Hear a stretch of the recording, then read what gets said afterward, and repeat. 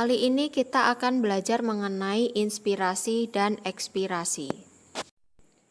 Soalnya yaitu, apakah yang dimaksud dengan inspirasi dan ekspirasi?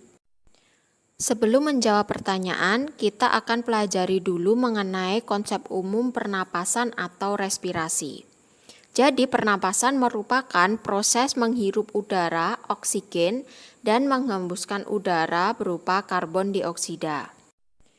Tujuan dari pernafasan yaitu memenuhi kebutuhan oksigen dalam tubuh dan membuang zat sisa berupa karbon dioksida dari tubuh. Kemudian kita akan belajar mengenai tahapan dalam bernapas. Tahapan dalam pernapasan ada dua, yaitu tahapan inspirasi atau tahapan dalam menghirup napas dan ekspirasi yaitu tahapan dalam menghembuskan napas. Inspirasi. Inspirasi merupakan proses memasukkan udara pernafasan ke dalam paru-paru yang melibatkan kontraksi otot antar tulang rusuk dan diafragma.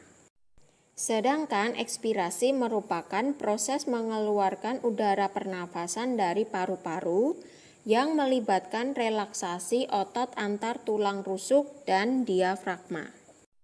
Selanjutnya kita belajar jenis-jenis pernapasan. Jenis pernapasan ada dua, yaitu pernapasan dada dan pernapasan perut.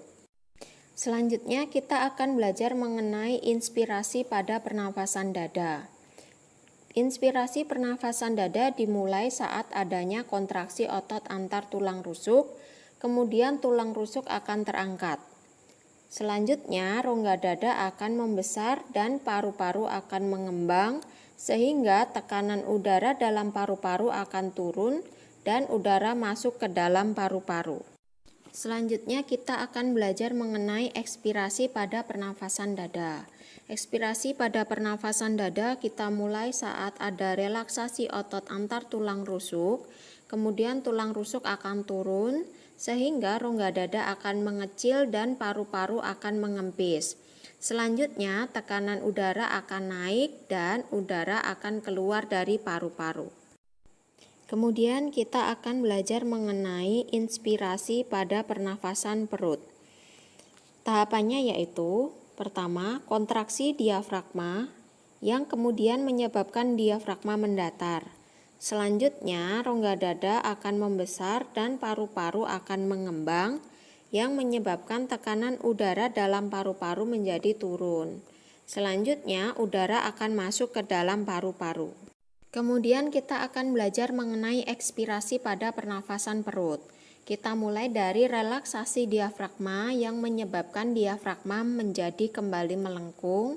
Selanjutnya rongga dada akan mengecil dan paru-paru akan mengempis, sehingga akan menyebabkan tekanan udara dalam paru-paru menjadi naik dan udara akan keluar dari paru-paru. Ini adalah gambaran umum mengenai proses inspirasi, yaitu di mana terjadi kontraksi otot antar tulang rusuk dan diafragma yang mendatar akan menyebabkan udara masuk ke saluran pernafasan sampai ke paru-paru. Sedangkan ini merupakan gambaran umum proses ekspirasi di mana otot-otot antar tulang rusuk mengalami relaksasi dan diafragma akan melengkung sehingga udara akan keluar dari paru-paru. Kesimpulan, inspirasi merupakan proses memasukkan udara pernafasan, sedangkan ekspirasi merupakan proses mengeluarkan udara pernafasan.